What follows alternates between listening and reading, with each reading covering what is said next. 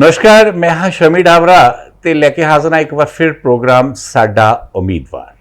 दोस्तों, साडा उम्मीदवार प्रोग्राम च अज असीं गल करनी है आनंदपुर साहब हल्के दी, आनंदपुर साहब दे हल्के दे उम्मीदवार दी ते खास करके अज भारती जनता पार्टी दे उम्मीदवार दी। अज भारती जनता पार्टी दे एक संभावित उम्मीदवार जिहड़े कि मैं समझदा कि इस हल्के दे विचों नंबर 1 दे उत्ते भारती जनता पार्टी दे विचों गिने जाते हैं और लगभग जिन्हां बारे यह कहा जाता है कि उन्होंने ही टिकट मिलने की संभावना है। संभावी उम्मीदवारों के विच पहले नंबर पर अगर हैं तो वो ने मेरे नाल बैठे हुए डॉक्टर परविंदर शर्मा। सब तो पहले शर्मा जी तुहाडा बहुत बहुत स्वागत। बहुत बहुत SDTV का मैं इस चैनल का, क्योंकि ये साडे इलाके की एक आवाज़ बन के उभरिया है और बड़ा सक्सैसफुल रेट है, लोग बहुत पसंद कर रहे हैं। मैं अज तुहाडा इत्थे आण ते भी जी आया आखदा। डॉक्टर परविंदर शर्मा बारे मैं समझदा कि किसी दस्सण की जरूरत नहीं, किसी जान पहचान के मोहताज नहीं, क्योंकि पिछलियां चोणां दे विच जिहड़ियां 2017 दे विच विधान सभा चोणां होईयां सन उस दे विच भी डॉक्टर परविंदर शर्मा ने भारती जनता पार्टी वालों उम्मीदवारी दे तौर पे अपनी चोण लड़ी सी। हालांकि उस वक्त ये सक्सैस नहीं हो पाए थे, लेकिन कांग्रेस के दिग्गज उम्मीदवार राणा KP सिंह जी ने इन्होंने कांटे की टक्कर दी सी, जदों कहते सी कि राणा KP का मुकाबला स्वाय मदन मोहन मित्तल तो कोई नहीं कर सकता। अज भी ये उसे भारतीय जनता पार्टी के जिहड़ी हाई कमान है उन्होंने नज़रों के विच पहले उम्मीदवार गिने जाते हैं। सब तो पहला मैं तुहाडे कोलों यही पूछना चाहना, क्योंकि 5 साल दे विच काफ़ी फर्क आ गया शर्मा जी।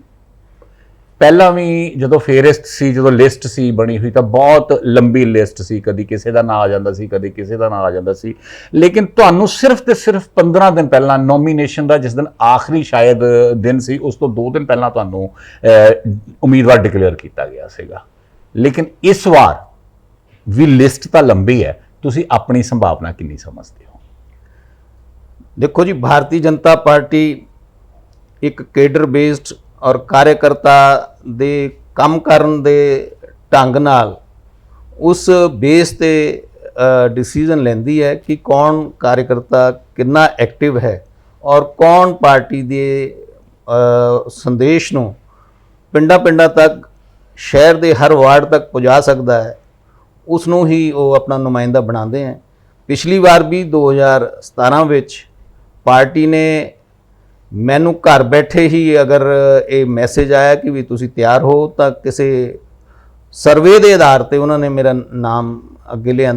अदरवाइज़ मैं तो कदे सोचा भी नहीं सी कि भी मैं उम्मीदवार होऊंगा, पर लेकिन मैनू मेरी पार्टी भारतीय जनता पार्टी जिथे एक छोटा जिहा कार्यकर्ता देश का प्रधानमंत्री बन सकता है तो उत्थे मेरे वर्गे व्यक्ति को भी पार्टी ने चुनाव लड़न का मौका दिता। और मैं हुण उम्मीद करदा, क्योंकि मैं 4.5 साल लगातार कार्यकर्तावां दे दुख सुख विच और पार्टी के हर प्रोग्राम विच शामिल होया ते पार्टी मैनूं पूरी आस है कि मेरे काम नूं देखते हुए मैनूं ही पहल के आधार पर करेगी। बाकी जो संगठन का फैसला है, कोई भी आए, मैं भारतीय जनता पार्टी का एक सिपाही होने के नाते भारतीय जनता पार्टी की अलख जगांदा रहूँगा। इस दे विच कोई शक नहीं दोस्तों कि पिछले इलैक्शन तो बाद 2017 तो बाद जिहड़े कैंडीडेट जिते सीगे भाव राणा KP सिंह, उन्होंने तो हल्के दे विच घुमना ही सीगा क्योंकि उन्होंने जित प्राप्त की सी। लेकिन बाकी जिन्ने भी कैंडीडेट उस वक्त इलैक्शन लड़े सी, उन्होंने विचों अगर कोई दूसरा ना आंदा है जिसने इलाके दे जाके लोगों की बाह फड़ी, लोगों के नाल घूमे, वो डॉक्टर परविंदर शर्मा।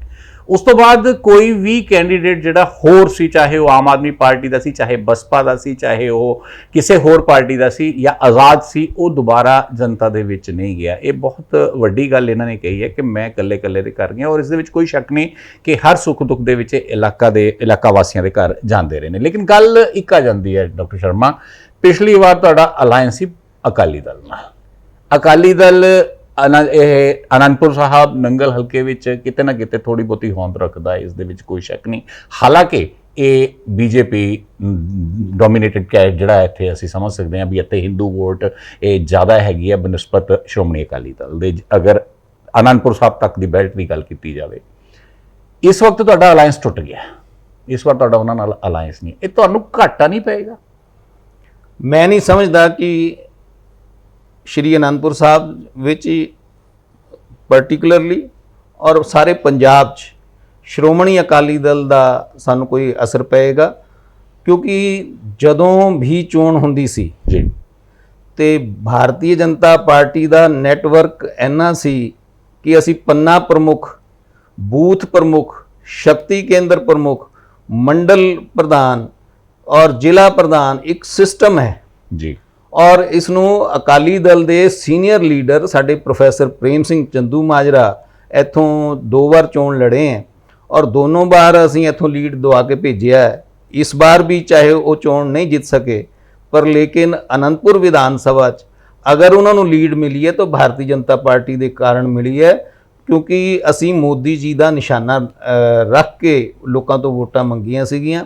ਔਰ ਹੁਣ ਵੀ ਜੋ ਮੋਦੀ ਜੀ ਦੀਆਂ ਨੀਤੀਆਂ ਹੈ, ਜਿਸ ਤਰ੍ਹਾਂ ਹੁਣ ਤਾਲਿਬਾਨ ਤੋਂ ਇਫੈਕਟਡ ਅਫਗਾਨਿਸਤਾਨ ਤੋਂ ਸ਼੍ਰੀ ਗੁਰੂ ਗ੍ਰੰਥ ਸਾਹਿਬ ਜੀ ਦੀ ਪਾਵਨ ਸਰੂਪ 3 ਉਹ ਦਿੱਲੀ ਲਿਆ ਕੇ ਉਹਨਾਂ ਨੂੰ ਗੁਰਦੁਆਰਾ ਸਾਹਿਬ ਵਿੱਚ ਸਥਾਪਿਤ ਕੀਤਾ ਗਿਆ, ਜਿਸ ਮਾਨ ਮਰਿਆਦਾ ਦੇ ਨਾਲ ਲਿਆਂਦਾ ਗਿਆ।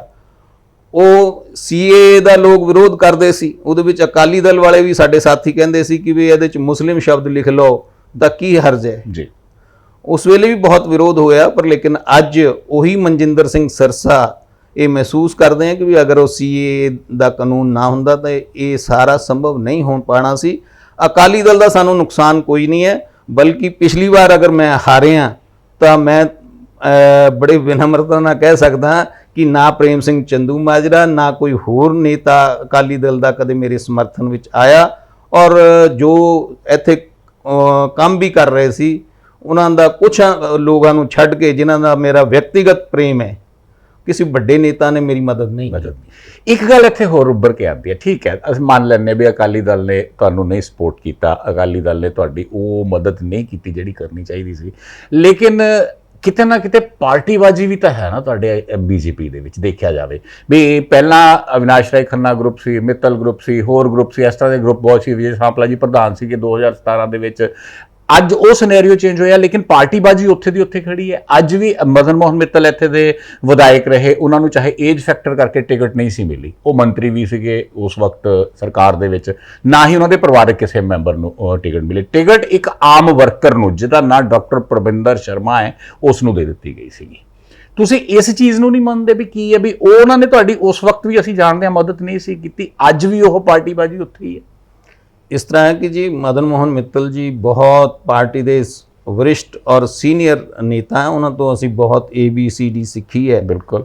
ਤੇ ਮੈਂ ਨਹੀਂ ਸਮਝਦਾ ਕਿ ਉਹਨਾਂ ਨੇ ਮੇਰੀ ਮਦਦ ਨਹੀਂ ਕੀਤੀ, ਮੈਂ ਕਹਿੰਦਾ ਕਿ ਉਹਨਾਂ ਨੇ ਮਦਦ ਕੀਤੀ ਹੈ। ਬਲਕਿ ਜਦੋਂ ਸਾਡੇ ਉਸ ਵੇਲੇ ਦੇ ਜ਼ਿਲ੍ਹਾ ਪ੍ਰਧਾਨ ਔਰ ਕੁਝ ਵਰਕਰਸ ਨੇ ਪ੍ਰੋਟੈਸਟ ਕੀਤਾ ਕਿ ਬਈ ਮਿੱਤਲ ਪਰਿਵਾਰ 'ਚ ਟਿਕਟ ਨਹੀਂ ਮਿਲੀ ਤੇ ਅਸੀਂ ਰਿਜ਼ਾਈਨ ਕਰ ਦਾਂਗੇ ਜੀ, ਇਸ ਗੱਲ ਨੂੰ ਉਹਨਾਂ ਨੇ ਬੜੇ ਅੱਛੇ ਢੰਗ ਨਾਲ ਟੈਕਲ ਕੀਤਾ ਔਰ ਪਾਰਟੀ ਦੇ ਨੁਕਸਾਨ ਨੂੰ ਬਚਾਇਆ। ਉਹਨਾਂ ਨੇ ਮੇਰੀ ਮਦਦ ਕੀਤੀ ਹੈ। ਤੁਸੀਂ ਮੰਨਦੇ ਹੋ, ਮਤਲਬ ਤੁਸੀਂ ਸਮਝਦੇ ਹੋ ਵੀ ਪਾਰਟੀਬਾਜ਼ੀ ਨਹੀਂ ਹੈ? ਇਸ ਤਰ੍ਹਾਂ ਕਿ ਦੇਖੋ, ਜਦੋਂ ਤੱਕ ਟਿਕਟ ਦੀ ਗੱਲ ਹੁੰਦੀ ਹੈ ਜੀ, ਹਰ ਕਾਰਜਕਰਤਾ ਕੋਈ ਰਾਜਨੀਤੀ ਵਿੱਚ ਆਂਦਾ ਹੈ ਤਾਂ ਦੇਸ਼ ਸੇਵਾ ਦਾ ਜਾਂ ਸਮਾਜ ਸੇਵਾ ਦਾ ਇੱਕ ਸਾਧਨ ਰਾਜਨੀਤੀ ਨੂੰ ਸਮਝਦੇ, ਔਰ ਮੈਂ ਵੀ ਇਹੀ ਉਦੇਸ਼ ਲੈ ਕੇ ਕਿ ਆਪਣੀ ਜਿਹੜੀ ਭਾਰਤ ਮਾਤਾ ਹੈ ਉਹਨੂੰ ਪਰਮ ਵੈਭਵ ਪਰ ਲੈ ਕੇ ਜਾਣਾ ਹੈ, ਜੋ ਸਾਨੂੰ ਸੰਘ ਦੀ ਸ਼ਾਖਾ 'ਚ ਸਿਖਾਇਆ ਗਿਆ ਜਾਂ ਮੈਂ BJP ਔਰ ABVP 'ਚ ਸਿੱਖਿਆ ਕਿ ਦੇਸ਼ ਹਿੱਤ ਵਾਸਤੇ ਕੰਮ ਕਰਨਾ ਹੈ ਤਾਂ BJP ਉਸ ਦਾ ਇੱਕ ਸਾਧਨ ਹੈ।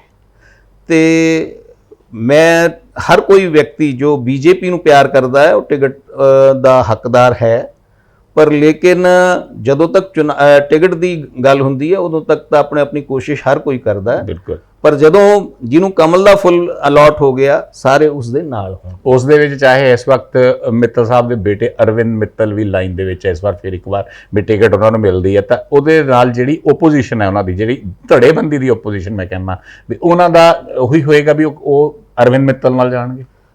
ਬਿਲਕੁਲ, ਕਮਲ ਦਾ ਫੁੱਲ ਜਿਸ ਵਿਅਕਤੀ ਨੂੰ ਚੋਣ ਨਿਸ਼ਾਨ ਮਿਲੇਗਾ ਸਮੂਚੀ ਭਾਜਪਾ ਉਸ ਦੇ ਨਾਲ ਹੋਏਗੀ। ਅੱਜ ਇੱਕ ਹੋਰ ਗੱਲ ਜਿਹੜੀ ਅਹਿਮ ਹੈ ਭਾਰਤੀ ਜਨਤਾ ਪਾਰਟੀ ਲਈ, ਇੱਕ ਤਾਂ ਹੋ ਗਿਆ ਤੁਹਾਡਾ ਸ਼੍ਰੋਮਣੀ ਅਕਾਲੀ ਦਲ ਤੋਂ ਸੰਬੰਧ ਅਲੱਗ ਹੋਣਾ, ਤੁਸੀਂ ਕਿਹਾ ਸਾਨੂੰ ਫਰਕ ਨਹੀਂ ਪੈਂਦਾ, ਲੇਕਿਨ ਦੂਸਰੇ ਪਾਸੇ ਇੱਕ ਸਭ ਤੋਂ ਵੱਡਾ ਮੁੱਦਾ ਹੈ ਕਿਸਾਨੀ ਮੁੱਦਾ। ਅੱਜ ਪੰਜਾਬ ਦੇ ਵਿੱਚ ਥਾਂ ਥਾਂ ਤੇ ਭਾਰਤੀ ਜਨਤਾ ਪਾਰਟੀ ਦਾ ਬਾਈਕਾਟ ਕੀਤਾ ਜਾ ਰਿਹਾ ਹੈ, ਸਵਾਏ ਸਾਡੇ ਹਲਕੇ ਦੇ। ਇਹ ਇੱਕ ਤਰ੍ਹਾਂ ਕੈਡਰ, ਜਿਸ ਤਰ੍ਹਾਂ ਮੈਂ ਕਹਿ ਰਿਹਾ ਪਹਿਲਾਂ ਹੀ ਕਿਹਾ ਵੀ ਇੱਥੇ ਭਾਜਪਾ ਦਾ ਬੜਾ ਵੱਡਾ ਕੈਡਰ ਹੈਗਾ। ਤੁਸੀਂ ਕੀ ਸਮਝਦੇ ਹੋ ਵੀ ਉਹੀ ਕਿਸਾਨ ਜਿਹੜੇ ਅੱਜ ਭਾਰਤੀ ਜਨਤਾ ਪਾਰਟੀ ਦਾ ਪੂਰੇ ਪੰਜਾਬ ਦੇ ਵਿੱਚ ਵਿਰੋਧ ਕਰ ਰਹੇ ਨੇ, ਉਹ ਵੋਟ ਪਾਣਗੇ ਭਾਰਤੀ ਜਨਤਾ ਪਾਰਟੀ ਨੂੰ? ਇਸ ਤਰ੍ਹਾਂ ਹੈ ਜੀ, ਕਿਸਾਨ ਤਾਂ ਪਹਿਲੀ ਗੱਲ ਮੈਂ ਜੋ ਮਹਿਸੂਸ ਕਰਦਾ ਕਿ ਹੁਣ ਤਾਂ ਸਿਰਫ ਰਾਜਨੀਤੀ ਖੇਡੀ ਜਾ ਰਹੀ ਜੀ। ਜਦੋਂ ਜਿਸ ਕਾਨੂੰਨ ਨੂੰ 1.5 ਸਾਲ ਵਾਸਤੇ ਰੱਦ ਕਰ ਦਿੱਤਾ ਗਿਆ ਔਰ ਕਹਿ ਦਿੱਤਾ ਗਿਆ ਕਿ ਵੀ ਲਾਗੂ ਨਹੀਂ ਹੋਏਗਾ, ਔਰ ਇੱਕ ਕਮੇਟੀ ਬਣਾ ਦਿੱਤੀ ਗਈ ਕਿ ਵੀ ਇਹ ਕਮੇਟੀ 'ਚ ਤੁਸੀਂ ਜੋ ਇਹਦੇ ਸੰਸ਼ੋਧਨ ਕਰਨਾ ਹੈ ਜੀ ਉਹ ਕਰ ਲਓ ਔਰ ਇਹ ਲਾਗੂ ਨਹੀਂ ਹੋਏਗਾ ਜੀ, ਤੇ ਮੈਂ ਨਹੀਂ ਸਮਝਦਾ ਕਿ ਵੀ ਇਸ ਗੱਲ ਨੂੰ ਮੰਨ ਲੈਣਾ ਚਾਹੀਦਾ ਸੀ। ਇਹ ਜਿਹੜੇ ਬਾਹਰ ਬੈਠੀਆਂ ਤਾਕਤਾਂ ਭਾਰਤ ਨੂੰ ਅਸਥਿਰ ਕਰਨਾ ਚਾਹੁੰਦੀਆਂ ਜੀ, ਉਹ ਤਾਕਤਾਂ ਇਹਨਾਂ ਨੂੰ ਬੈਠਣ ਨਹੀਂ ਦਿੰਦੀਆਂ, ਔਰ ਇਹ ਗਾਹੇ ਬਗਾਹੇ ਅੱਗੇ ਪਿੱਛੇ ਸਟ੍ਰੈਟਜੀਕਲੀ ਨਾ ਕਹਿੰਦੇ ਹੋਣ, ਇਹ ਕਹਿੰਦੇ ਆ ਕਿ ਅਗਰ ਅਸੀਂ ਵਾਪਸ ਆਉਂਦੇ ਹਾਂ ਇਸ ਤਰ੍ਹਾਂ ਤਾਂ ਸਾਡਾ ਹਾਲ ਕਿਤੇ ਲੌਂਗੋਵਾਲ ਵਰਗਾ ਨਾ ਹੋਵੇ। ਬਿਲਕੁਲ ਇਹ ਗੱਲ ਸੋਚ ਕੇ ਇਹ ਮੈਦਾਨ 'ਚ ਡਟੇ ਹੋਏ ਆ। ਜੀ। ਵਰਨਾ ਰਾਜੇਵਾਲ ਜੀ ਨੇ ਦਾ ਲੱਡੂ ਖਿਲਾਣਾ ਸੀਐਮ ਨੂੰ, ਇਹ ਥੈਲੀ ਤੋਂ ਬਾਹਰ ਨਹੀਂ ਆ ਗਈ, ਬਿੱਲੀ ਥੈਲੇ ਤੋਂ ਬਾਹਰ ਆਈ ਹੈ ਜੀ। ਔਰ ਜਾਖੜ ਜੀ ਦਾ ਇਹ ਕਹਿਣਾ ਕਿ ਇਹ ਤਾਂ ਕੈਪਟਨ ਸਾਹਿਬ ਨੇ ਬੜੀ ਅਕਲਮੰਦੀ ਕੀਤੀ ਕਿ ਇੱਥੋਂ ਭੇਜ ਕੇ ਦਿੱਲੀ ਭੇਜ ਦਿੱਤੇ ਜੀ ਸਾਡੇ, ਨਹੀਂ ਤਾਂ ਇਹਨਾਂ ਨੇ ਸਾਨੂੰ ਮੂਵ ਨਹੀਂ ਸੀ ਕਿਤੇ ਕਰਨ ਦੇਣਾ। ਜੀ। ਤੇ ਕੀ ਇਹ ਕਾਂਗਰਸ ਦੀ ਸਾਜ਼ਿਸ਼ ਨਹੀਂ ਲੱਗਦੀ ਇਹਦੇ ਵਿੱਚ ਕਿ ਆਪਣੇ ਮੁੱਦੇ ਜੋ ਉਹਨਾਂ ਨੇ ਘਰ ਘਰ ਨੌਕਰੀਆਂ, ਕਰਜ਼ਾ ਮਾਫੀ, ਸ਼ਗਨ ਸਕੀਮਾਂ, ਬੇਰੁਜ਼ਗਾਰੀ ਔਰ ਲਾਅ ਐਂਡ ਆਰਡਰ, ਜੀ, ਪੰਜਾਬ 'ਚ ਇਸ ਵੇਲੇ ਤਾਂ ਸਰਕਾਰ ਨਾਂ ਦੀ ਕੋਈ ਚੀਜ਼ ਨਹੀਂ। ਹਾਲਾਂਕਿ ਇਹ ਸਾਡਾ ਅੱਜ ਦੇ ਵਿਸ਼ੇ 'ਚ ਇਹ ਮੁੱਦਾ ਨਹੀਂ ਸੀ, ਲੇਕਿਨ ਮੈਂ ਇੱਕ ਛੋਟਾ ਜਿਹਾ ਪ੍ਰਸ਼ਨ ਪੁੱਛਾਂ ਕਿਉਂਕਿ ਅੱਜ ਕੱਲ੍ਹ ਚੱਲ ਰਿਹਾ ਹੈ, ਤੁਸੀਂ ਹੁਣੇ ਗੱਲ ਕੀਤੀ ਹੈ ਵੀ ਰਾਜੇਵਾਲ ਦੁਆਰਾ ਲੱਡੂ ਖਵਾਉਣਾ। ਮੈਂ ਐਸੀ ਗੱਲ ਪੁੱਛਦਾ, ਕੀ ਭਾਰਤੀ ਜਨਤਾ ਪਾਰਟੀ ਨਹੀਂ ਚਾਹੁੰਦੀ ਸੀ ਵੀ ਕਿਸਾਨਾਂ ਨੂੰ 360 ਰੁਪਏ ਕੁਇੰਟਲ ਜਿਹੜਾ ਗੰਨੇ ਦਾ ਭਾਅ ਮਿਲੇ? ਉਹ ਤਾਂ ਮੋਦੀ ਜੀ ਨੇ ਉਹਨਾਂ ਨੇ 290 ਕੀਤਾ। ਹਾਂ, ਉਹਨਾਂ ਨੇ 290 ਕੀਤਾ। ਸਮਰਥਨ ਮੁੱਲ ਜਿਹੜਾ ਉਹਨਾਂ ਨੇ ਜਿਹੜਾ RP ਹੈ ਉਹਨਾਂ ਨੇ 290 ਕੀਤਾ। ਠੀਕ ਹੈ, ਇਹਨਾਂ ਨੇ ਹਰਿਆਣਾ ਦੀ ਨਕਲ ਕਰਕੇ ਕਿ ਵੀ ਉਸ ਤੋਂ ਵੱਧ ਕਰ ਦਈਏ, ਤੇ ਫਿਰ ਜੇ ਕਿਸਾਨਾਂ ਨੂੰ 360 ਰੁਪਏ ਮਿਲ ਗਿਆ ਭਾਅ ਤੇ ਰਾਜੇਵਾਲ ਦੇ ਨਾਲ ਮੀਟਿੰਗ ਹੁੰਦਿਆਂ ਉਹਨੇ ਲੱਡੂ ਖਿਲਾ ਦਿੱਤਾ, ਤੁਹਾਡਾ ਬਹੁਤ ਬਹੁਤ ਧੰਨਵਾਦ ਵੀ ਤੁਸੀਂ ਕਿਸਾਨਾਂ ਦੀ ਮੰਗ ਮੰਨ ਲਈ ਹੈ, ਤਾਂ ਫਿਰ ਇਹ ਬਿੱਲੀ ਥੈਲਿਓ ਬਾਹਰ ਕਿਵੇਂ ਆਈ? ਗੱਲ ਇਹ ਹੈ ਕਿ ਬਾਕੀ ਜਿਹੜੇ ਉਗਰਾਹਾਂ ਜਾਂ ਹੋਰ ਬਾਕੀ ਉਹ ਆਪਣੇ ਕਮਿਊਨਿਸਟਾਂ ਦੇ ਇਸ਼ਾਰੇ ਤੇ ਚੱਲਦੇ ਆ ਜੀ, ਰਾਜੇਵਾਲ ਜੀ ਕਾਂਗਰਸ ਤੋਂ ਚੱਲਦੇ ਆ, ਕੁਝ ਸਾਡੇ ਨੇਤਾ ਆਮ ਆਦਮੀ ਪਾਰਟੀ ਦੇ ਆ। ਮੇਰਾ ਕਹਿਣ ਦਾ ਮਕਸਦ ਇਹ ਹੈ ਕਿ ਵੀ ਇਹਨਾਂ ਦਾ ਕਿਸਾਨਾਂ ਦੇ ਹਿੱਤ ਨਾਲ ਨਹੀਂ, ਇਹਨਾਂ ਦੇ ਆਪਣੇ ਆਕਾ ਜਿਹੜੇ ਪਿੱਛੋਂ ਹੱਥ ਜਿਹੜੀ ਇਹਨਾਂ ਦੀ ਜਿਸ ਤਰ੍ਹਾਂ ਡੋਰ ਖਿੱਚਦੇ ਪਪਟ ਦੀ ਡੋਰ ਖਿੱਚੀ ਜਾਂਦੀ ਹੈ, ਉਸ ਤਰ੍ਹਾਂ ਇਹ ਇੱਕ ਪਪਟਸ ਹੈ। ਓਕੇ, ਹੁਣ ਆਨੇ ਫਿਰ ਉਸੇ ਮੁੱਦੇ ਦੇ ਉੱਤੇ ਆਪਾਂ, ਕਿਉਂਕਿ ਪਿਛਲੀ ਵਾਰ ਬਿਲਕੁਲ ਤੁਸੀਂ ਸਹੀ ਕਿਹਾ ਵੀ ਬਹੁਤ ਸਾਰੇ ਮੁੱਦਿਆਂ ਦੇ ਉੱਤੇ ਚੋਣ ਲੜੀ ਗਈ ਸੀ ਕਾਂਗਰਸ ਦੁਆਰਾ। ਸਾਡੇ ਇੱਥੇ ਬਣੇ ਵਿਧਾਇਕ ਨੇ ਵੀ ਬਹੁਤ ਸਾਰਾ ਵਾਅਦਾ ਕੀਤਾ ਸੀਗਾ, ਔਰ ਉਸ ਵਕਤ ਮਦਨ ਮੋਹਨ ਮਿੱਤਲ ਜੀ ਮੰਤਰੀ ਸੀਗੇ, ਉਹਨਾਂ ਦੀਆਂ ਕਾਰਗੁਜ਼ਾਰੀਆਂ ਇਸ ਤਰ੍ਹਾਂ ਦੀਆਂ ਸੀਆਂ ਵੀ ਉਹਨਾਂ ਨਾਲ ਲੋਕ ਨਾਰਾਜ਼ ਸੀਗੇ। ਐਂਟੀ ਇਨਕੰਬੈਂਸੀ ਜਿਹੜੀ ਭਾਰਤੀ ਜਨਤਾ ਪਾਰਟੀ ਦੀ ਸੀ, ਸਰਕਾਰ ਦੀ ਸੀ, ਉਹ ਵੋਟ ਵੀ ਮਤਲਬ ਉਹਨਾਂ KP ਰਾਣਾ ਜੀ ਨੂੰ ਮਿਲੀ, ਤਾਂ ਹੀ ਉਹ 25,000 ਦੇ ਬੜੇ ਵੱਡੇ ਮਾਰਜਨ ਨਾਲ ਇੱਥੋਂ ਜਿੱਤ ਪ੍ਰਾਪਤ ਕਰਕੇ ਗਏ ਸੀਗੇ। ਉਹ ਅੱਜ ਵੀ ਮੁੱਦੇ ਉੱਥੇ ਨੇ, ਅੱਜ ਵੀ ਕੋਈ ਵੀ ਕੰਮ ਉਸ ਤਰ੍ਹਾਂ ਨਹੀਂ ਕੀਤਾ ਗਿਆ ਜਿਸ ਤਰ੍ਹਾਂ ਉਹਨਾਂ ਦਾ ਚੋਣ ਮੈਨੀਫੈਸਟੋ ਸੀ। ਭਾਰਤੀ ਜਨਤਾ ਪਾਰਟੀ ਕਿਵੇਂ ਬਣਾਏਗੀ, ਕਿੰਨਾ ਕੁ ਫਾਇਦਾ ਇਹਨਾਂ ਚੀਜ਼ਾਂ ਦਾ ਲਏਗੀ? ਦੇਖੋ ਜੀ, ਭਾਰਤੀ ਜਨਤਾ ਪਾਰਟੀ ਨਰਿੰਦਰ ਮੋਦੀ ਨੇ ਇਹ ਕਰਕੇ ਦਿਖਾਇਆ ਹੈ, ਔਰ ਅਸੀਂ ਵੀ ਭਾਰਤੀ ਜਨਤਾ ਪਾਰਟੀ ਪੰਜਾਬ ਵਿੱਚ ਅਗਰ ਸਰਕਾਰ ਬਣਾਉਂਦੀ ਹੈ, ਅਗਰ ਨਹੀਂ, ਮੈਨੂੰ ਪੂਰਨ ਵਿਸ਼ਵਾਸ ਹੈ ਕਿ ਬਣਾਏਗੀ। ਇਸ ਸਾਰੇ ਸਿਨੇਰੀਓ ਤੋਂ ਅਸੀਂ ਬਾਹਰ ਜਲਦੀ ਨਿਕਲ ਰਹੇ ਹਾਂ, ਔਰ ਜਲਦੀ 15 ਸਤੰਬਰ ਜਾਂ ਅਕਤੂਬਰ ਦੇ ਪਹਿਲੇ ਹਫਤੇ ਤੱਕ ਸਭ ਸੈਟਲ ਹੋ ਜਾਏਗਾ। ਮੈਂ ਪੂਰਾ ਆਸ਼ਾਵਾਨ ਹਾਂ। ਮੈਂ ਕੱਲ ਪਾਰਟੀ ਦੀ ਮੀਟਿੰਗ 'ਚ ਵੀ ਜਾ ਕੇ ਆਇਆ ਜੀ, ਤੇ ਸਾਰੇ ਹੋਪਫੁਲ ਹੈ। ਬੜੇ ਪਦਾਧਿਕਾਰੀ ਵੀ ਉੱਥੇ ਸੀਗੇ, ਸਾਡੇ ਆਫਿਸ ਬੀਅਰਰਸ ਦੇ ਪ੍ਰਦੇਸ਼ ਅਧਿਕਸ਼ ਜੀ ਨੇ ਬੈਠਕ ਲਈ ਹੈ, ਤੇ ਸਭ ਨੂੰ ਬੜੇ ਲੰਗਰ ਲੰਗੋਟੇ ਕੱਸ ਕੇ ਮੈਦਾਨ ਵਿੱਚ ਉਤਰਨ ਵਾਸਤੇ ਉਹਨਾਂ ਨੇ ਕਿਹਾ। ਤੇ ਕਿਉਂਕਿ ਕਾਂਗਰਸ ਦੇ ਅੰਦਰ ਜੋ ਅੱਜ ਹਾਲਾਤ ਚੱਲ ਰਹੇ ਹਨ ਜੀ ਕਿ ਨਵਜੋਤ ਸਿੰਘ ਸਿੱਧੂ ਆਪਣੀ ਅਲੱਗ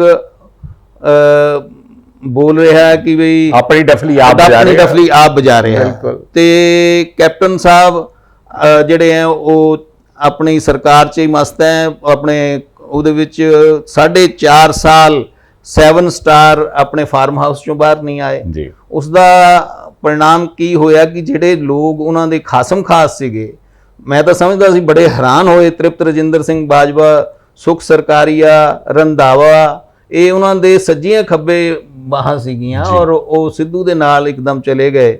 ਔਰ ਇਸ ਦਾ ਕਾਰਨ ਕਿਤੇ ਨਾ ਕਿਤੇ ਉਹਨਾਂ ਦੀ ਕਾਰਗੁਜ਼ਾਰੀ ਰਹੀ ਹੋਏਗੀ, ਜੀ ਪਰ ਲੇਕਿਨ ਪੰਜਾਬ ਦੀ ਜਨਤਾ ਤਰਾਹੀਮਾਮ ਕਰ ਰਹੀ ਹੈ।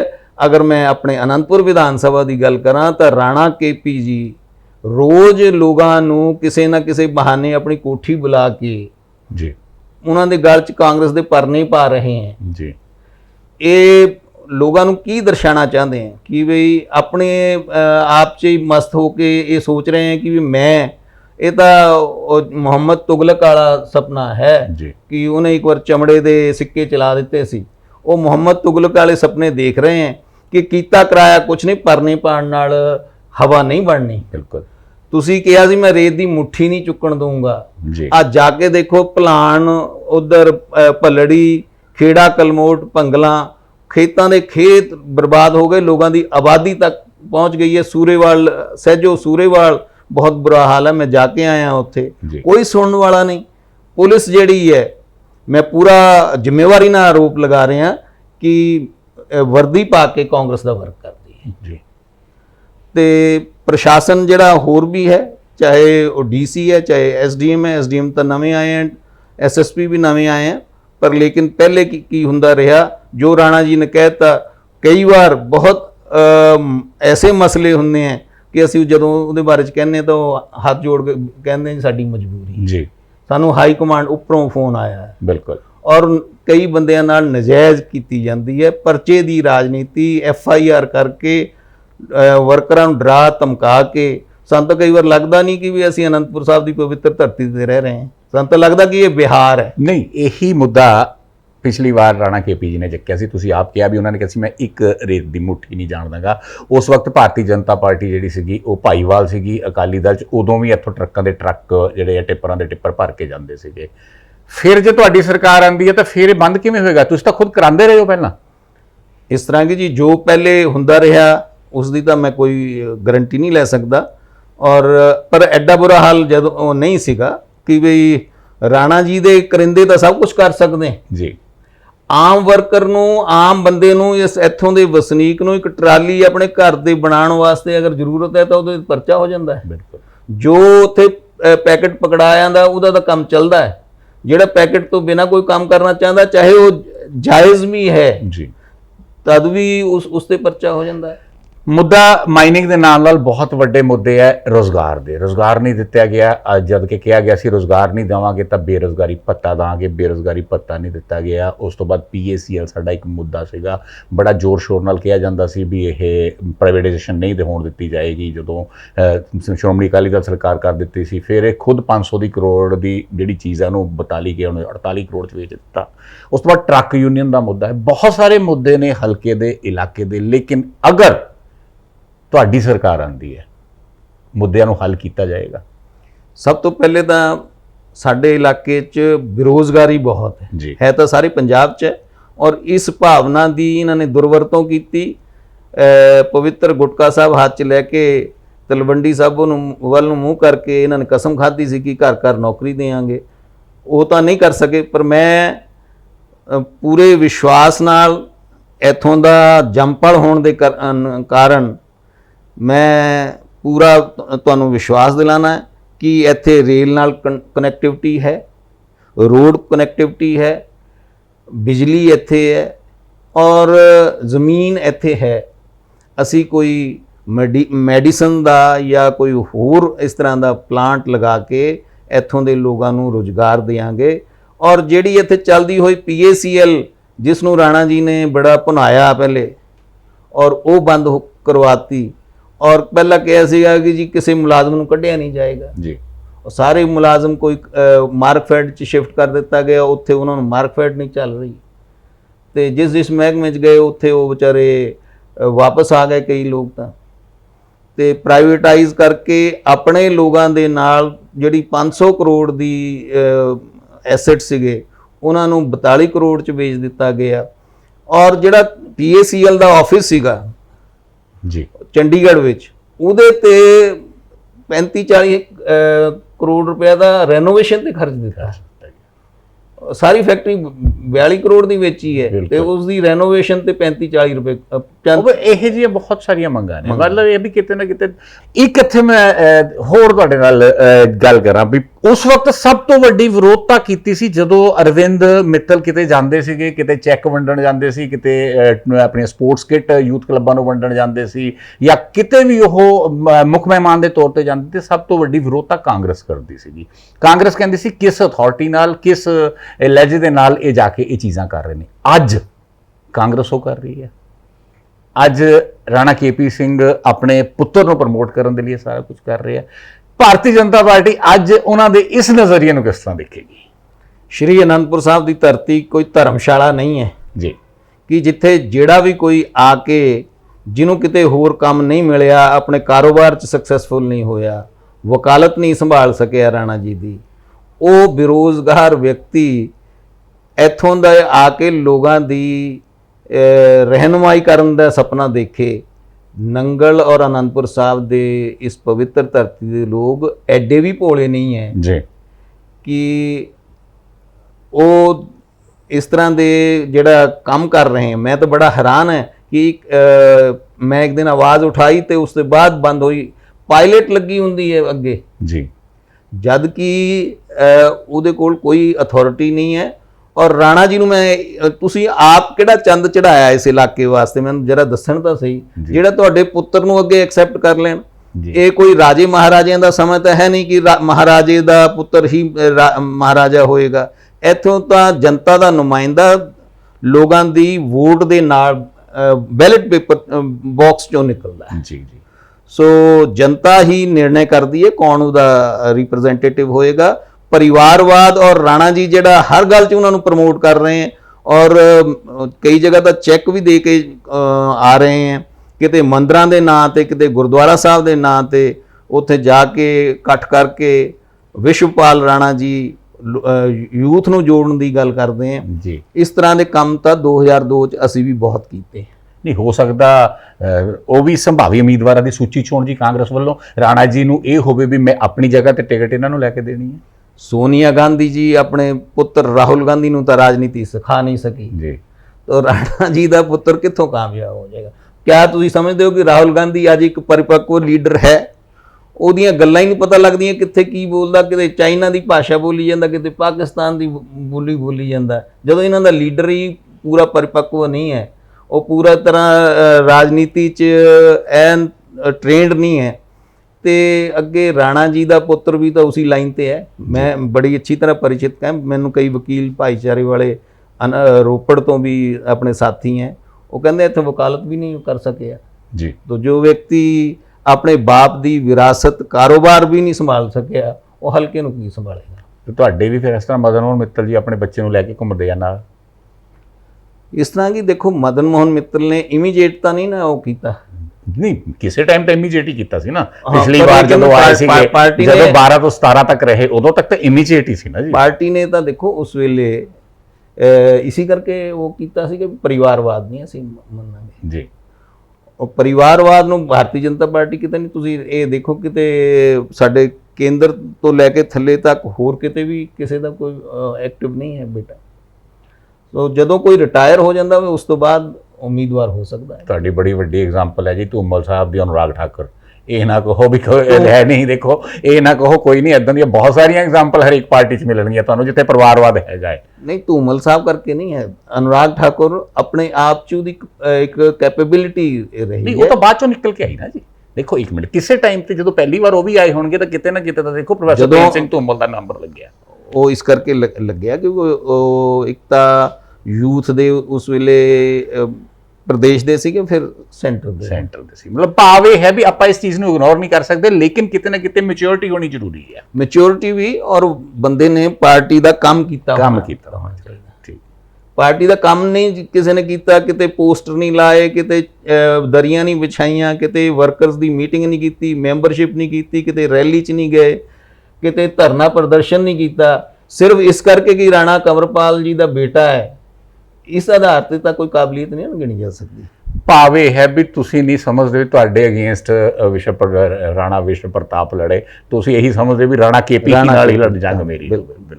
ਅੱਛਾ, ਫਿਰ ਦੂਸਰੀ ਗੱਲ ਇਹ ਕਰਦੇ, ਤੁਸੀਂ ਕਿੰਨੇ ਕੁ ਇਸ ਉਮੀਦ 'ਚ ਹੈਗੇ ਹੋ ਵੀ ਭਾਰਤੀ ਜਨਤਾ ਪਾਰਟੀ 117 ਸੀਟਾਂ ਦੇ ਵਿੱਚੋਂ 60 ਸੀਟਾਂ ਜਿੱਤ ਕੇ 65 ਸੀਟਾਂ ਜਿੱਤ ਕੇ ਸਰਕਾਰ ਬਣਾ ਲਏਗੀ? ਮੈਂ ਇਸ ਗੱਲ ਤੋਂ, ਕਿਉਂਕਿ ਆਪਾਂ ਲਗਾਤਾਰ ਇਨ ਟੱਚ ਹੈ, ਪਾਰਟੀ ਸਾਡੀ ਚਾਹੇ ਉਹ ਵੀਸੀ ਰਾਹੀਂ, ਪਹਿਲੇ ਕਰੋਨਾ 'ਚ ਅਸੀਂ, ਸਾਡੀ ਪਾਰਟੀ ਦਾ ਕੰਮ ਕਦੇ ਨਹੀਂ ਰੁਕਿਆ ਜੀ।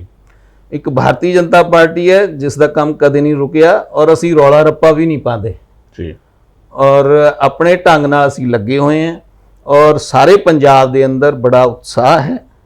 ਔਰ ਇਹ ਕਿਸਾਨਾਂ ਦਾ ਮਸਲਾ ਜਿਹੜਾ ਹੈ ਕੋਈ ਮਸਲਾ ਨਹੀਂ, ਇਹ ਸਿਰਫ ਰਾਜਨੀਤਿਕ ਰੋਟੀਆਂ ਸੇਕਣ ਦਾ ਹੈ ਜੀ। ਮੋਦੀ ਜੀ ਕਦੇ ਕਿਸੇ ਨੇ 2000 ਰੁਪਇਆ ਜਿਹੜਾ ਕਿਸਾਨ ਸਨਮਾਨ ਨਿਧੀ ਹੈ ਉਹਦਾ ਕਿਸੇ ਨੇ ਮਨਾ ਨਹੀਂ ਕੀਤਾ ਜੀ। ਜਿਹੜਾ ਡਾਇਰੈਕਟ ਪੇਮੈਂਟ ਵਾਲਾ ਸੀਗਾ ਉਹਦੇ ਵਾਸਤੇ ਕਿੰਨਾ ਰੌਲਾ ਪਿਆ, ਸਭ ਦੀ ਡਾਇਰੈਕਟ ਪੇਮੈਂਟ ਲਈ। ਸੋ ਇਸ ਕਰਕੇ ਕਿਸਾਨ ਨੂੰ ਪ੍ਰੋਬਲਮ ਨਹੀਂ, ਕਿਸਾਨ ਆਪਣੇ ਖੇਤ ਵਿੱਚ ਹੈ। ਔਰ ਮੈਂ ਇਹ ਵੀ ਬੜੇ ਜ਼ਿੰਮੇਵਾਰੀ ਨਾਲ ਕਹਿ ਸਕਦਾ ਕਿ ਭਾਰਤੀ ਜਨਤਾ ਪਾਰਟੀ ਕਿਸਾਨਾਂ ਦੀ ਹਿਤੈਸ਼ੀ ਪਾਰਟੀ ਹੈ। ਅਸੀਂ ਵਪਾਰੀਆਂ ਦੇ ਬਾਰੇ ਸੋਚਾਂਗੇ। ਦੇਖੋ ਹੁਣ ਪੰਜਾਬ 'ਚ ਕਿੰਨੀ ਇੰਡਸਟਰੀ ਬਾਹਰ ਜਾ ਰਹੀ ਹੈ। ਬਿਲਕੁਲ। ਔਰ ਪੰਜਾਬ ਨੂੰ ਦੇ ਵਪਾਰੀ ਦਾ ਕੋਈ ਹੱਥ ਬਾਂਹ ਪਕੜਨ ਵਾਲਾ ਨਹੀਂ, ਕੋਈ ਇੰਡਸਟਰੀਅਲਿਸਟ ਦਾ ਬਾਂਹ ਪਕੜਨ ਵਾਲਾ ਨਹੀਂ।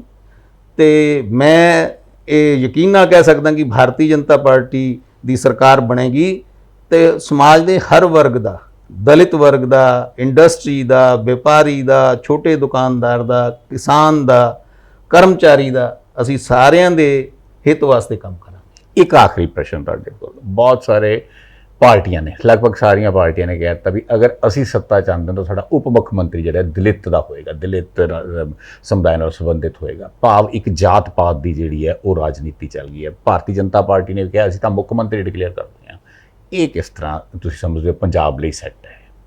ਇਹ ਇਸ ਕਰਕੇ ਕਿਹਾ ਕਿ ਦਲਿਤ ਸਮਾਜ ਜਿਹੜਾ ਹੈ ਸਾਡਾ ਬੜਾ ਦਬਿਆ ਕੁਚਲਿਆ ਸਮਾਜ ਹੈ ਕਿ ਜਦ ਤੋਂ, ਅਗਰ ਅਸੀਂ ਪਿਛਲੀ ਝਾਤ ਮਾਰ ਲਈਏ, ਪੰਜਾਬ ਜਦੋਂ ਹਰਿਆਣਾ ਪੰਜਾਬ ਅਲੱਗ ਹੋਏ ਹੈ ਉਦੋਂ ਤੋਂ ਲੈ ਕੇ ਅੱਜ ਤੱਕ ਇੱਕ ਹੀ ਬਰਾਦਰੀ ਦੇ ਜ਼ਿਆਦਾਤਰ, ਇੱਕ ਗਿਆਨੀ ਜ਼ੈਲ ਸਿੰਘ ਨੂੰ ਛੱਡ ਲਈਏ ਜੀ, ਉਹ BC ਸੀਗੇ, ਬਿਲਕੁਲ, ਉਹ ਤਰਖਾਣ ਬਰਾਦਰੀ ਤੋਂ ਸੀਗੇ, ਤੇ ਬਾਕੀ ਤਕਰੀਬਨ ਜੱਟ ਲੋਕ ਹੀ CM ਬਣਦੇ ਰਹੇ ਹੈ।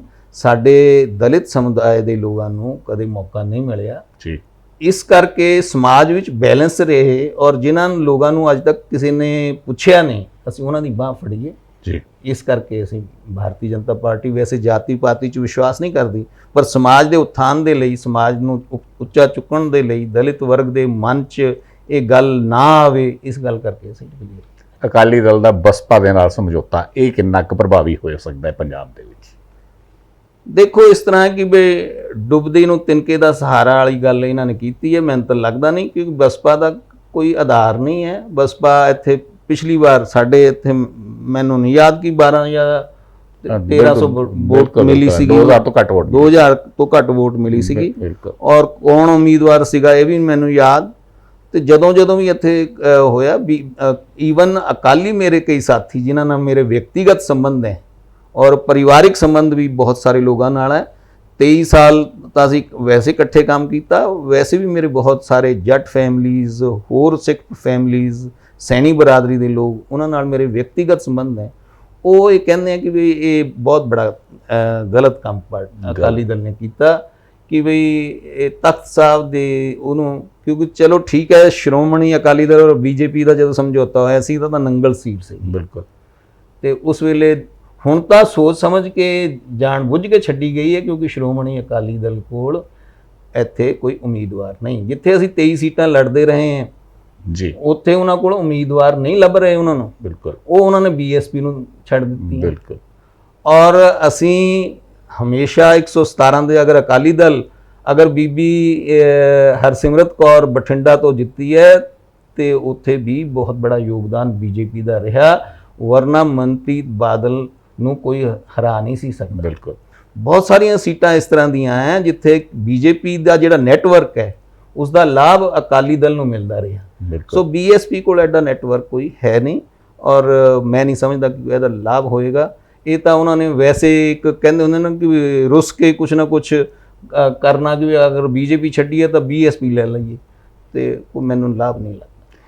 ਬੀਐਸਪੀ ਨੂੰ ਜਾਂ ਸ਼੍ਰੋਮਣੀ ਅਕਾਲੀ ਦਲ ਨੂੰ ਅਲਾਇੰਸ ਕਰਕੇ ਕੀ ਲਾਭ ਮਿਲੇਗਾ ਇਹ ਵੀ ਸਮਾਂ ਦੱਸੇਗਾ, ਤੇ ਇਹ ਵੀ ਸਮਾਂ ਦੱਸੇਗਾ ਕਿ ਅਨੰਦਪੁਰ ਸਾਹਿਬ ਕੰਸਟੀਚੁਐਂਸੀ ਤੋਂ ਭਾਰਤੀ ਜਨਤਾ ਪਾਰਟੀ ਦਾ ਉਮੀਦਵਾਰ ਕੌਣ ਹੋਏਗਾ ਤੇ ਕਿਸ ਤਰ੍ਹਾਂ ਦਾ ਮੁਕਾਬਲਾ ਉਹ ਕਰ ਸਕੇਗਾ। ਹਾਲਾਂਕਿ ਸਵਾਏ ਹਲੇ ਤੱਕਰ ਕਾਂਗਰਸ ਦੇ ਰਾਣਾ KP ਸਿੰਘ ਤੋਂ ਇਲਾਵਾ ਕਿਸੇ ਵੀ ਪਾਰਟੀ ਨੇ ਆਪਣੇ ਪੱਤੇ ਨਹੀਂ ਖੋਲ੍ਹੇ ਕਿ ਸਾਡਾ ਉਮੀਦਵਾਰ ਕੌਣ ਹੋਏਗਾ, ਚਾਹੇ ਉਹ ਆਮ ਹੋਵੇ, ਚਾਹੇ ਬਸਪਾ ਹੋਵੇ ਜਾਂ ਭਾਰਤੀ ਜਨਤਾ ਪਾਰਟੀ ਹੋਵੇ। ਲੇਕਿਨ ਭਾਰਤੀ ਜਨਤਾ ਪਾਰਟੀ ਦੇ ਵਿੱਚ ਇੱਕ ਆਵਾਜ਼ ਜ਼ਰੂਰ ਹੈ ਕਿ ਇਮਾਨਦਾਰ, ਸਾਫ਼ ਸੁਥਰੀ ਤੇ ਲੋਕਾਂ ਦੇ ਵਿੱਚ ਵਿਚਰਨ ਵਾਲੀ ਅਗਰ ਕੋਈ ਸ਼ਖਸੀਅਤ ਹੈ ਤਾਂ ਉਹ ਇੱਕੋ ਇੱਕ ਨਾਂ ਹੈ, ਪਰਮਿੰਦਰ ਸ਼ਰਮਾ।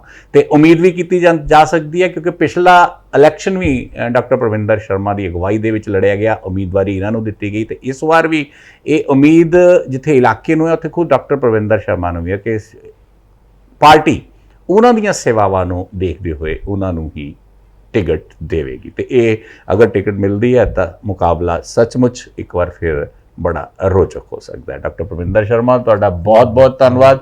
ਦੋਸਤਾਂ, ਤੁਹਾਡਾ ਵੀ ਕਰਦੇ ਹੋਏ ਧੰਨਵਾਦ। ਆਗਿਆ ਲੈਣ ਤੋਂ ਪਹਿਲਾਂ ਬੇਨਤੀ ਕਰਦੇ ਹਾਂ ਕਿ ਇਸੇ ਤਰ੍ਹਾਂ ਸਾਡਾ ਉਮੀਦਵਾਰ ਪ੍ਰੋਗਰਾਮ ਅਸੀਂ ਤੁਹਾਡੇ ਰੂਬਰੂ ਹਰ ਹਲਕੇ ਦਾ ਲੈ ਕੇ ਆਉਂਦੇ ਰਹਾਂਗੇ। ਲੇਕਿਨ ਅਗਰ ਤੁਸੀਂ ਸਾਡਾ ਪ੍ਰੋਗਰਾਮ ਇਸੇ ਤਰ੍ਹਾਂ ਦੇਖਣਾ ਚਾਹੁੰਦੇ ਹੋ ਤਾਂ SDTV ਪ੍ਰਾਈਮ ਨੂੰ ਸਬਸਕ੍ਰਾਈਬ ਕਰੋ। ਸਬਸਕ੍ਰਾਈਬ ਕਰਨ ਤੋਂ ਬਾਅਦ ਬੈਲ ਆਈਕਨ ਨੂੰ ਜ਼ਰੂਰ ਦਬਾ ਦਿਓ ਤਾਂ ਕਿ ਸਾਡਾ ਪ੍ਰੋਗਰਾਮ ਤੁਹਾਡੇ ਤੱਕ ਇਸੇ ਤਰ੍ਹਾਂ ਪਹੁੰਚਦਾ ਰਹਿ ਸਕੇ। ਫਿਲਹਾਲ ਆਪਣੇ ਦੋਸਤ ਤੇ ਹੋਸਟ ਸ਼ਮੀ ਡਾਵਰਾਂ ਨੂੰ ਦਿਓ ਇਜਾਜ਼ਤ। ਬਹੁਤ ਬਹੁਤ ਧੰਨਵਾਦ।